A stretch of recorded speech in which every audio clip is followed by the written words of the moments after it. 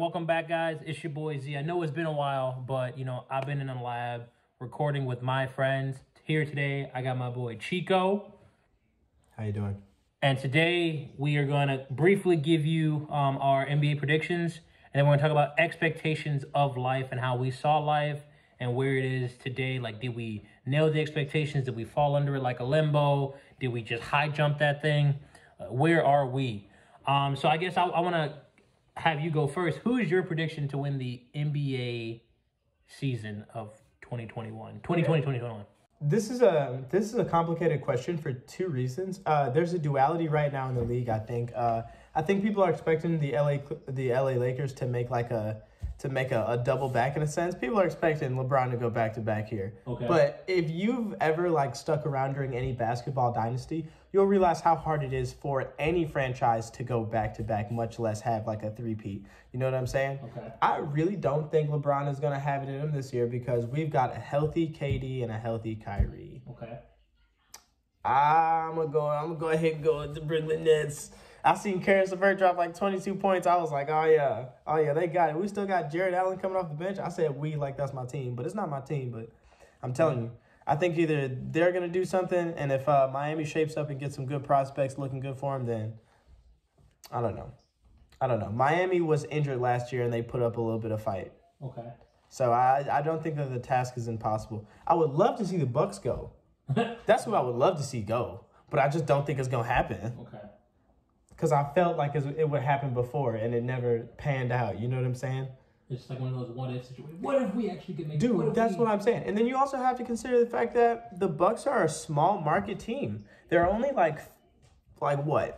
8 small market teams in the NBA, like us, OKC, the Suns is a small market team. How often do small market teams really make it to the championships? It's almost like baseball, okay? You got less money, you have to buy crappier players. You know what I'm saying? It's the reason why the Yankees have won so much. It's not that hard to figure out. You don't have to play 182 games to figure out that the Yankees bought the best team. That's the same thing with the NBA. Okay. So I would actually, I guess I would go against you. I do think it's going to be a Lakers-Brooklyn final. And the only reason why I say that is because I believe Kyrie can get him there. Because Kevin Durant, that's just free game for you. He's back. His game doesn't need to get the rust off because he's a shooter. You see what I'm saying? He's a 7-foot shooter who can play really smooth. Him alone can get him there. I think Kyrie's going to be the way they either win or lose. I don't think I want them to be in the final just because then it'll be the whole LeBron versus KD, LeBron versus his old teammate in Kyrie. I think that'll be a lot of X factors there. My biggest takeaway from watching Kyrie with good teams is that he's selfish, and he's the one who sinks the boat. Yeah. And KD can't really have him stop sinking the boat if he doesn't have the ball in his hands. You see what I'm saying? Right now they're playing really smooth, but I would like to see what happens when there's pressure on. So my pick to win, I think they will go back to back, solely because their bench is fairly the same, and I think their bench can compete with anybody else's bench. I think there are some deep benches, right? But I think that the Lakers bench is really good. I think the pieces, they got in a Montrezl Harrell, I think he is a really good clutch time player far as a grit player. So when you need somebody to go, rough up somebody or really get after him. Sure. He's like a Patrick Beverly, Tony Allen kind of mold. Yeah. And so then when you say who's going to guard who, I think LeBron's going to guard KD, and then the 2 wild cards is going to be the Anthony Davis, because I don't really think a lot of people can stay in front of him. Nah. And then there's the Kyrie. You see what I'm saying? So long. Yeah. So there's 2 X factors, but I don't bet against the house. I think Lakers has the house. You can't really bet against them until LeBron catches another injury. I think that's the only way they don't go back to back. Tell you what, my friend made me a bet. He said, listen, we can bet for any amount of money that you want. Mm-hmm. He said, if any team beats the Lakers or the Lakers don't go to the championship and win it, then you get the money. Okay. Right? But if they go to the championship and they win another chip back to back, then it's me that loses that bet. Would you be willing to take that bet? No. The reason why is because I personally, if we go like now to our second segment of expectations, I don't bet on other people. I bet on myself alone. So when we talk about these expectations, Let's talk about them. I live my life 4 years at a time. That's nice. I don't really like, again, I love people who plan out so much, and I have these like things I want to manifest in life, so I always talk about them. Example, the house. I've been talking about wanting to try to get a house in the last 3 years of my life because of my fiance, and lo and behold, we're closing in soon. Actually becoming a teacher, touching the kids, like how I want to, and actually giving them impact that's spoken into existence. So living my life 4 years at a time. Within that 4 year span, I had a big goal, a small goal, and then a weekly goal. What I've started recently is more like daily goals, and then I've even gotten better at having timeless goals, because these are goals I want to continue to hit regardless. Yeah. I don't want to cross them off. I don't want to, because like that's what I think a lot of people do. They have. You don't want to do this and then be done with it. This is an everlasting thing that you're gonna always work your whole life on. You're gonna eventually build something until the day that you die doing this thing. Yeah. But you gotta love something for that. Yeah, yeah, and that's or the thing. Have some discipline. I don't know. It's a little bit of both. I love myself enough to be disciplined.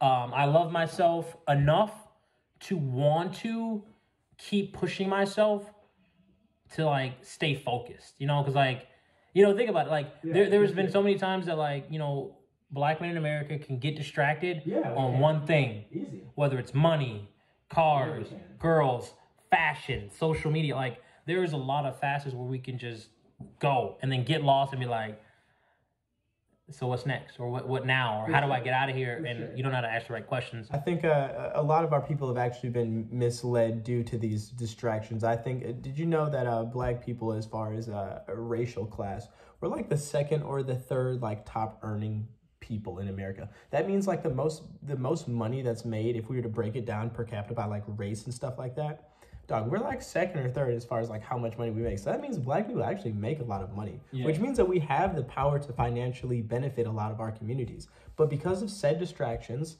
like ones that have come from our own culture, you know what I'm saying? We never end up achieving long-term success that we are able to pass down to our offsprings. And so you said something about goals and expectation. Right now I only have one expectation of myself, and that is to create generational wealth. So if I have a kid, I have something more to give him than a paper degree and Jordans. Okay. That's where I'm at with it, dude. All right. That's it. That's all I want to do. But I want to go deeper into this talk about expectations, because I feel like it's an important one. All right. So when you talk about the generational wealth, right?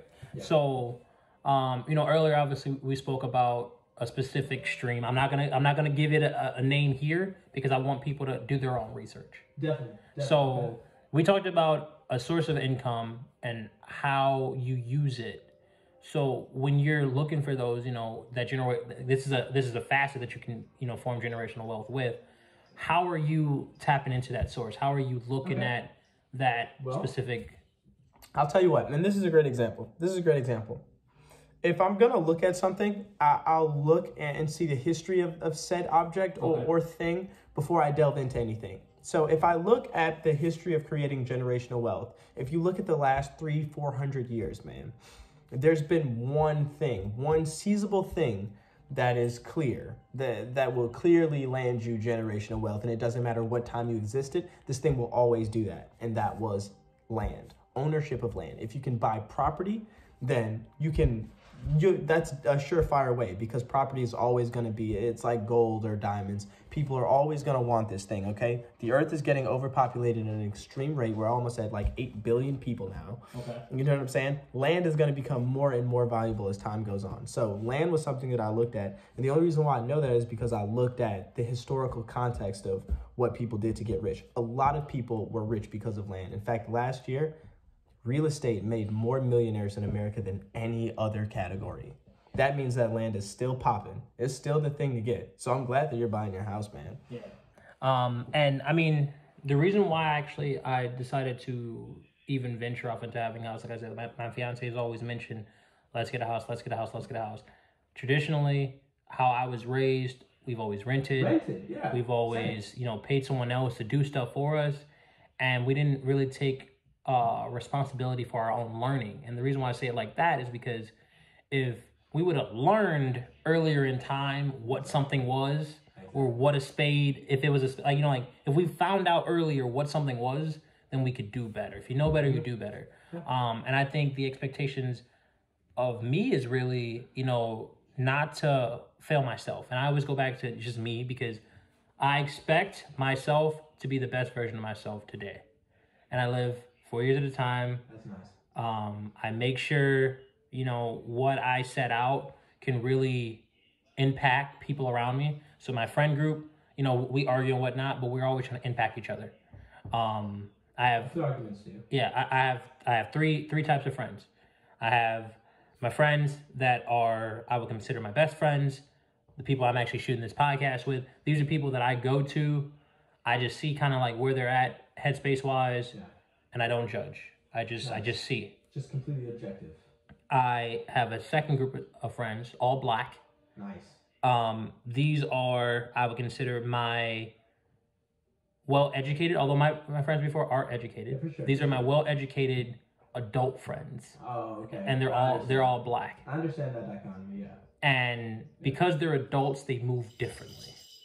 Because they're adults, I'm not comparing myself to them, but I'm taking notes. Yeah. I'm leveraging them to kind of get further in life. And I'm leveraging, what do you know? How can I, figure this out? The best Christmas present I actually got this year was a book. And I'm like, I've never known for a friend to be like, a true friend. To be like, hey, man. Here's a book. Check out this novel. Great. It's a great recommendation. And it actually, when I got the book, I opened it up. I'm like, yo, this is my guy, Jay Shetty. Jay Shetty's a super guy. He talks about purpose.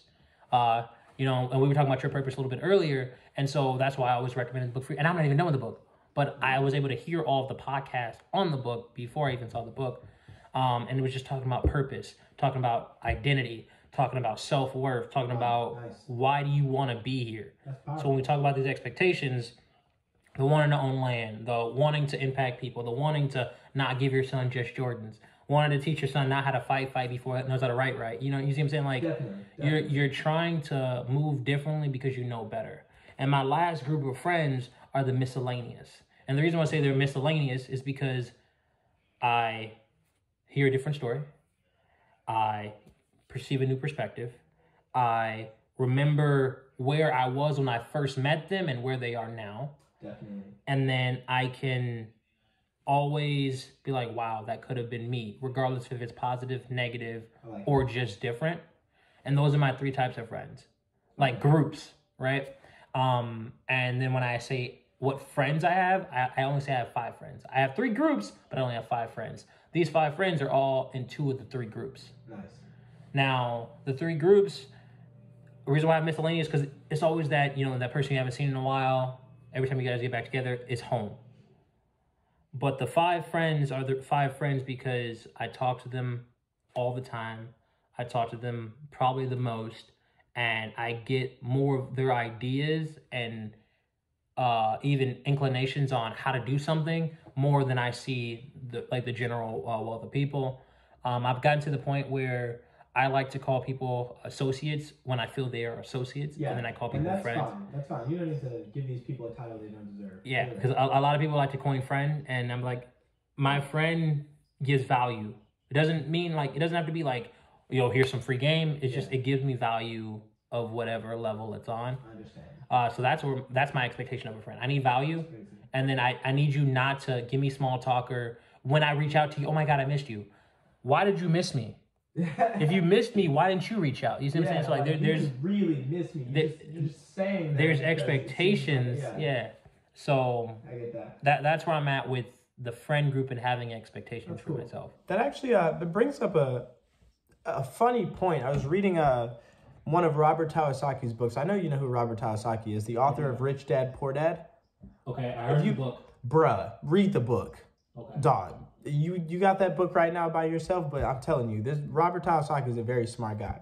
And it wasn't Rich Dad, Poor Dad that had said this in it. I think it was another book, but he said, you should split up your time into thirds. Okay. You should spend a third of the time hanging around people that you'd like to be like. These are people that you are taking notes from, you know, people that you want to absorb their game and understand how they got to where they are so that you may one day build yourself up to be that same level, right? You should spend a third of your time with people that you consider on your level, people that are in your same position, same socioeconomic status, like same everything. And then you spend a third of the people that you feel like you are a little bit more ahead of so that you can put these individuals who are behind up on game. Okay. And so this is the famous like third system that he recommends. And what's crazy is that I think you kind of described that. Mm-hmm. You just didn't do it as in the organized system that Robert Kiyosaki proposed. Okay. So I think that's crazy that even though you haven't read this book or may not even heard of him, independently you are able to arrive at the same conclusion. That's very ironic to me, man. Yeah. So that's ironic. It takes a smart man to do that. I'm not gonna lie. I mean, I have to read. It takes strategy. The way I told you, the way I live my life is 4 years at a time. If you're here for 4 years, we're going to have a great 4 years. You see what I'm saying? Because, like, you know, coming up when we think LVC or even MCP, the virtue lesson that we learned is that friends are going to come and go. Enjoy them while they're here. Definitely. So that 4 years at a time, you know, 4 years of high school, I really enjoyed that group of friends. If they stayed my friends through my college 4 years, awesome. And now I'm starting to enter my 4 years of my first adult stage. And I still have friends there. Like, those are the friends that made it all the way through all 3 stages or all 5 stages. Because, you know, through kindergarten, those are the friends that I hold most valuable and, like, I hold to a standard. Everyone else is free of charge. And the reason why I say that is because I expect my friends to call me out on my bullshit. Yeah, of course. Because I'm an asshole. I'm a huge asshole. I'll give you an example, right? Okay. So I have an uncle, and I pretty much posted on his page, you know, publicly. Yeah. Yo, man, I think you're an asshole. Right? Because you said that? Yes. Because this is how my family functions. We call each other out on how we are. That's nice though. That's gotta be nice to have a family like that. But when the family forgets the rules of how we all call each other out, and then they just forgot that we call each other out. So it was just a blindside hit. Like, oh my God, I've been cussed out. He's like, I feel attacked. Yeah, and so, you know, working through this, you know, I've had conversations with all the elders in my family about the situation, most of the youngers about the situation, and only some understood. You see what I'm saying? Like, okay. And it's the fact that I know I'm an asshole. If you call me an asshole, I'm not going to be offended. If I call you an asshole, and you are, because our family is made of assholes. Okay. Like, that's an expectation that I just feel like you should get. We can talk about it. We can have a conversation about it. Why do you feel that way is probably what he should have asked instead of feeling like he was personally attacked. Because if you actually take time to have conversations with people that might say things like that, no one calls anyone an asshole for no reason at all. Exactly. Clearly, if you said this, you had to have evidence that supports this hypothesis or this claim. So if he just asked you like, all right, what makes you say that? You guys probably would have had a whole different conversation than if he just like got into his feels, you know? And and what was worse is when we talk about the expectations, I've gotten to this point in my life where, again, that 4 years at a time, I just expect people to get over stuff. I'm not a closure type of guy. Okay, I'm not either. Like, just like the whole, like, if you think about it, it's just a relationship. I hate closure. I hate breakups. I just don't do closure. If I'm out, I'm out. If I wipe my hands with it, I'm good. I'm going to continue living. Through the grapevine, I've heard that uncle is still hanging on to stuff, right? And this has been months after, right? I think maybe 6 months after, still hanging on to stuff. And what I said, the expectation was that he will get over it. The expectation was that we'll move on because we're still family, like at the end of the day and everything like that. For sure. But the impact was that him and my mom are still not talking. Wow. Because he was upset with my mom that she wouldn't make a grown man apologize. And that's where I was like, huh? That's kind of weird, man. Forgetting the rules of the family. Yeah. Forgetting how blunt we are as a person, as a people. And then letting it overwhelm your other relationships. But also, why would you let anything that anyone has said stay in your mind for that rent-free?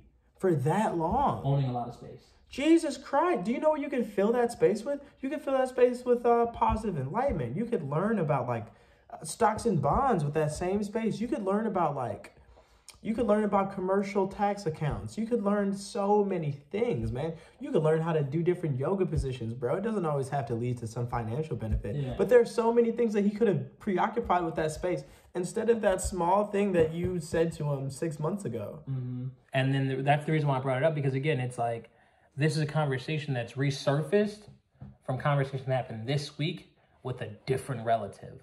Like, hey, I just want to get your perspective. So because I'm always going to put everything out, I'm always going to try to figure things out, I will extend an olive branch, because I did once before. Hey, here's my number. I told my mom, because that's who he contacted. Hey, mom, give him my number. He has my number, but he refused to call my mom because of the whole issue, right?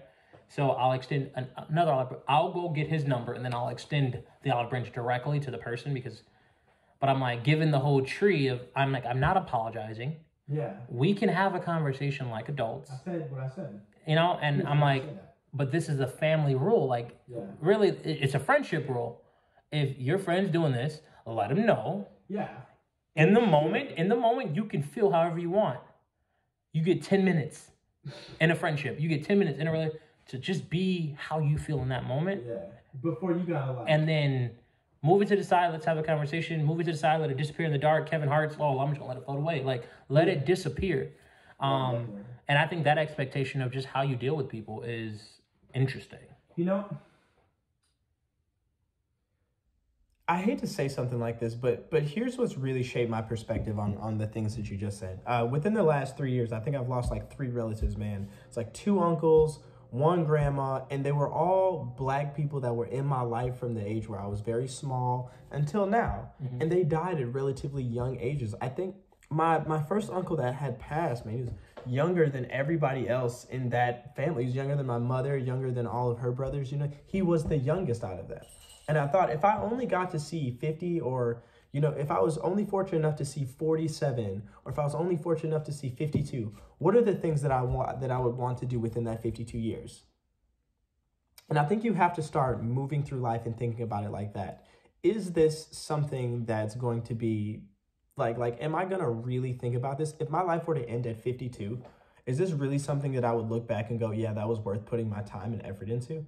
This is how you have to start evaluating your life. Mm-hmm. As we know, Black men specifically, and like Black people, we really don't live that long on average. You know who lives long? Latinas. Despite not having the largest socioeconomic growth in this country, they have things within their lives that even lets them outlive their white counterparts, who are much more economically stable as a whole. Yeah. It's a reason why Latinas live longer in this country. It's the Latina paradox. It's because they have religion, because they have good food. You know what I'm saying? They're always around their family.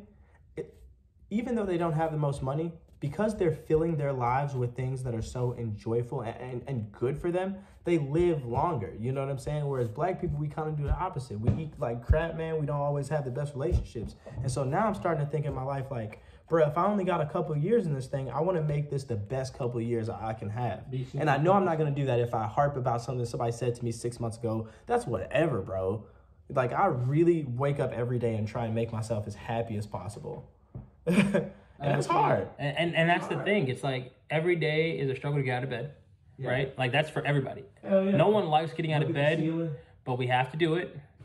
No one likes putting on their pants one leg at a time. Some people jump in them, some people don't put them on, you know, like, but it's how you have to like change that mindset. You have to just start. You have to start, and then when you're running, I was told just the other day, once you start running, don't stop.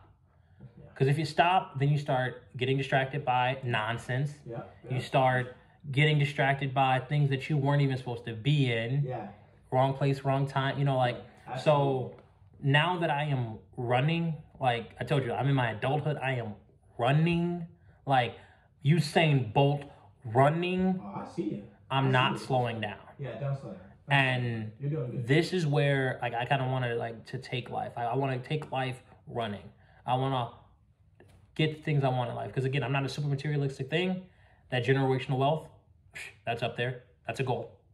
Yeah. Putting my kids through college, if they want to go, if they want to go Air Force, if they want to just, you know, sleep on my couch for the rest of their life, I'm putting them through it. You see what I'm saying? Like, they can sleep on the couch. I give them for, you know, an inheritance. You see what I'm saying? Like, so there is an expectation of where I want to be in life and where I see life should go for me, where I'm sprinting, bro. I'm in. Man, that's fucking intense. I'm sorry if I cursed it. Can I curse in this? Dude. That's fucking intense, bro. Jesus Christ. I've never heard an analogy like that. You are sprinting, buddy. And you're not going to stop. And it's a marathon, but you can sprint a marathon.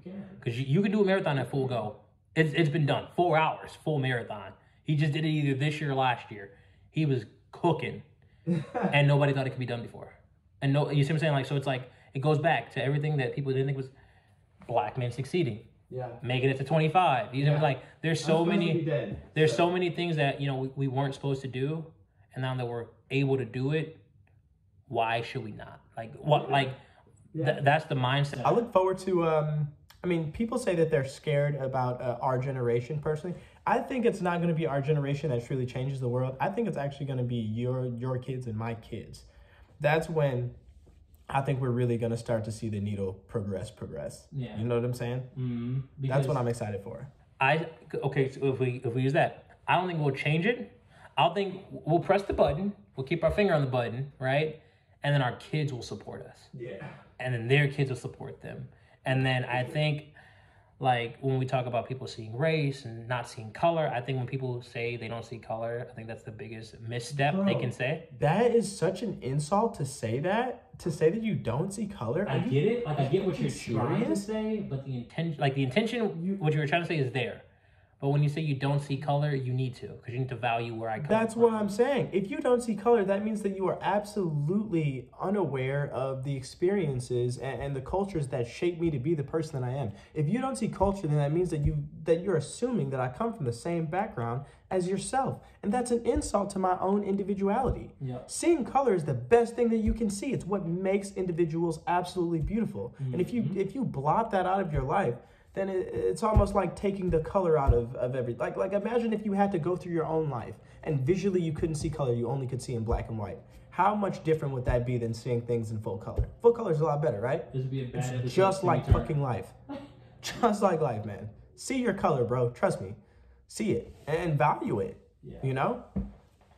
Jesus Christ, bro. You got me hot. Hey, so as you guys can see, Chico the Bean is real hot. He's fired up. But we talked about expectations. We talked about our picks. You got any closing out words before we shut off? No, just that I've been watching this for a while, and I'm really, really honored to finally be a part of it. Thank you so much for having me here, man. That means the world to me. Now that I can say that, hey, like, not only am I watching this, but I've been a part of it, you know? Dude. That makes me feel really great. And I'm really proud of you, for the record. You're doing really good things. Yeah, I'm happy. You have been on the space. I am an astronaut. I'm always vlogging. Like I told you, like I like to create my own space. I like to create the own environment. And right now we're in my kitchen, but we in space right now. You see what I'm saying? Like we in my space. This is what I do. This is how I kind of want to touch people's lives. I want to have these conversations. I want to send these olive branches. I am a man of my word. So Chico, I love you. And we are out.